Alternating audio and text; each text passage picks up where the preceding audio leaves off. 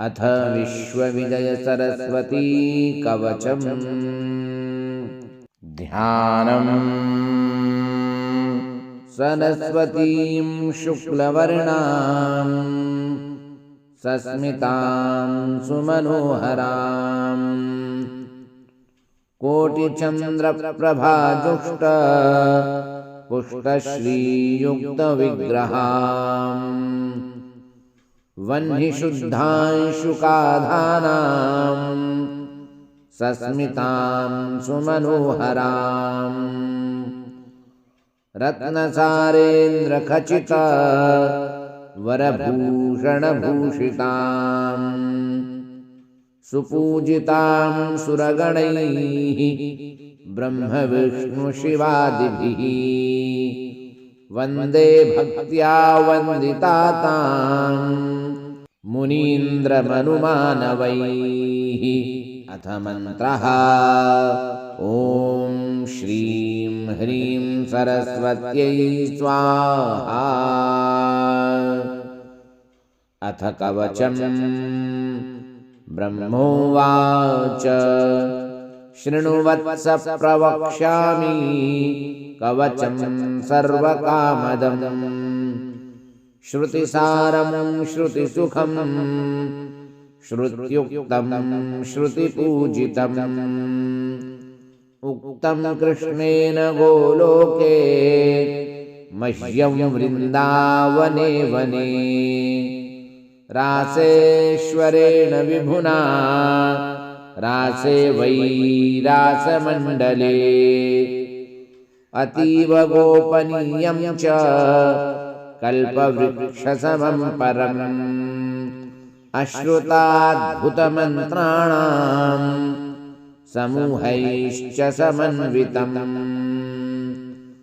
यद्धृत्वा भगवान् शुक्रः सर्वदैत्येषु पूजितः यद्धृत्वा पठनाद् ब्रह्मन् बुद्धिमांश्च बृहस्पतिः पठनाद्धारणाद्वाग्मी कवीन्द्रो वाल्मीको मुनिः स्वायम्भुवो मनुश्चैव यद्धृत्वा सर्वपूजितः कणादो गौतमः कण्वः पाणिनिः शाकटायनः ग्रन्थं चकार यद्धृत्वा दक्षः कात्यायनः स्वयं धृत्वा वेदविभागं च पुराणान्यखिलानि च चकार लीलामात्रेण कृष्णद्वैपायनः स्वयं शातातपश्च संवर्तो वसिष्ठश्च पराशरः यद्धृत्वा पठनाद् ग्रन्थं याज्ञवल्क्यश्च कारसः ऋष्यशृङ्गो भरद्वाजः आस्तिको देवलस्तथा जैगीषव्योऽथ जाबालिः यद्धृत्वा सर्वपूजिताः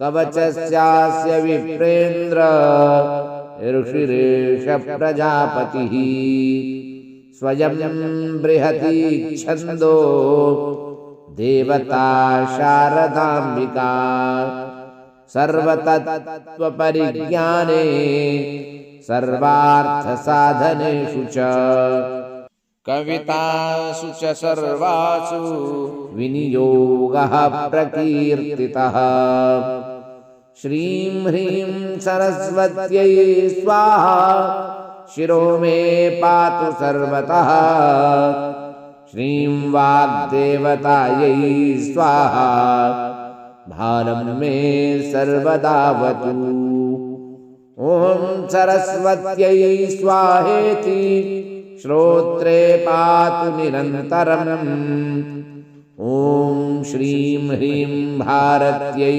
स्वाहा नेत्रयुग्मं सदावतु ऐं ह्रीं वाग्वादिन्यै स्वाहा नासां मे सर्वतोऽवतु। ॐ ह्रीं विद्याधिष्ठात्रिदेव्यै स्वाहा ओष्ठं सदावतु। ॐ श्रीं ह्रीं ब्राह्म्यै स्वाहेति दन्तपङ्क्तिः सदावतु। ऐमित्येकाक्षरो मन्त्रो मम कण्ठं सदावतु। ॐ श्रीं ह्रीं पातु मे ग्रीवां स्कन्धौ मे श्रीं सदावतु। ॐ श्रीं विद्याधिष्ठात्रिदेव्यै स्वाहा वक्षः सदावतु।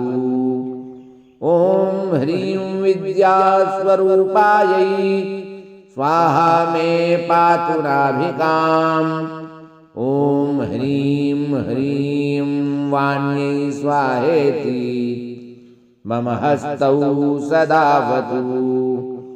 ॐ सर्ववर्णात्मिकायै पादयुग्मं सदावतु। ॐ वागधिष्ठात्रिदेव्यै स्वाहा सर्वं सदावतु। ॐ सर्वकण्ठवासिन्यै स्वाहा प्राच्यां सदावतु। ॐ ह्रीं जिह्वाग्रवासिन्यै स्वाहाग्निदिशि रक्षतु। ॐ ऐं ह्रीं श्रीं क्लीं सरस्वत्यै बुधजनन्यै स्वाहा। सततं मन्त्रराजोऽयं दक्षिणे मां सदावतु। ॐ ह्रीं श्रीं त्र्यक्षरो मन्त्रो नैऋत्यां मे सदावतु। कविजिह्वाग्रवासिन्यै स्वाहा मां वारुणेवतु।